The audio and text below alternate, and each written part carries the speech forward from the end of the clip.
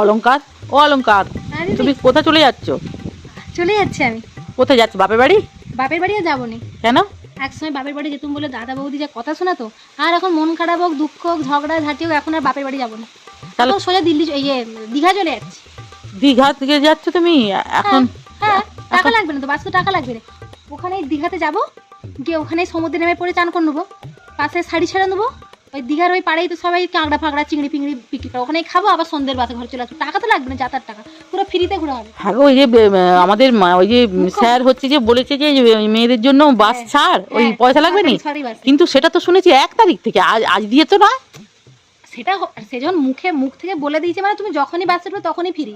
ওরকম 1 তারিখে ওরকম কথার কথা বলেছে 1 তারিখে।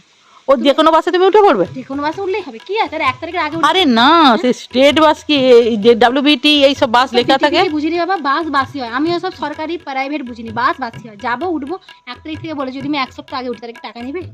তুমি যেই দেখো না, তোমাকে ঘাট ধাক্কা দিয়ে নিয়ে যদি নামাতে পারে, কি বলছি, যা এখনকার বাসওয়ালাদের তো মুখ শুনোনি, যাও, তারা এমনি চটে আছে।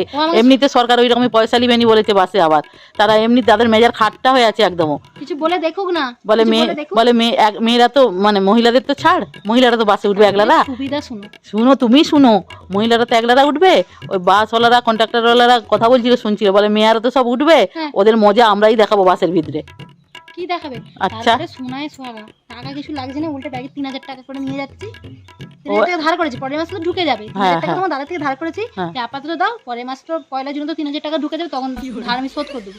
3000 টাকা নিয়েছি, ব্যাগে শাড়ি ফাড়ি আমার স্যুট ফুট সব নিয়েছি, যাবো, ঘুরবো, রাত্রে বাসে ঘরে চলে আসবো। তুমি শুনো, আর তোমাকে একটা শিক্ষা দিয়ে রাখি, বরের সাথে ঝগড়া হবে, যাই হবে, বাপের বাড়ি আর যাবে না, সোজা দীঘা যাবে, সোজা দীঘা, কোথাও যাওয়া দরকার আচ্ছা, শুধু কি দীঘাটাই বাস ফ্রি করেছে না আর অন্য কোথাও, অন্য জায়গায় তুমি তো বেশি খবর টবর দেখো? এখানে খুশি, প্যারিস, ইংল্যান্ড, ফ্রান্স, সব, দিল্লি, মুম্বাই, মানে সব জায়গাতে বাস ফ্রি। বাসে উঠছে, বাসে পা দিয়া মানে 5 ঘন্টা, 10 ঘন্টা, 20 ঘন্টা, যত ঘন্টায় যাও পুরো ফ্রি, একটা নোয়া পয়সা নিবেন। ওই জন্যই তো দেখো অলংকার, তুমি তো হচ্ছে সবসময় খবর টবর দেখো না, ওই জন্যই তোমাকে জিজ্ঞাসা করছি আর কি।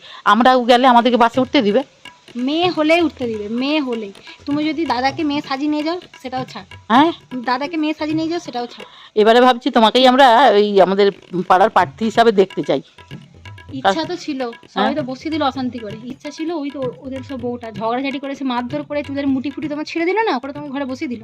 দেখি এবারে তোমার দেখো তাহলে চুলের ঝুটিগুলো যে ছিঁড়ে দিল, বেশ গজিয়ে গেছে তো চুল আবার তো বেশ গজিয়ে গেছে। না, এখনো সেরকম লম্বা হয়নি, আমার তো কোমর পর্যন্ত চুল, এখন মাঝখানে থেকে ওরা কাঁচি দিয়ে কেটে দিল না, এখনো সেরকম বড় হয়। আচ্ছা আচ্ছা,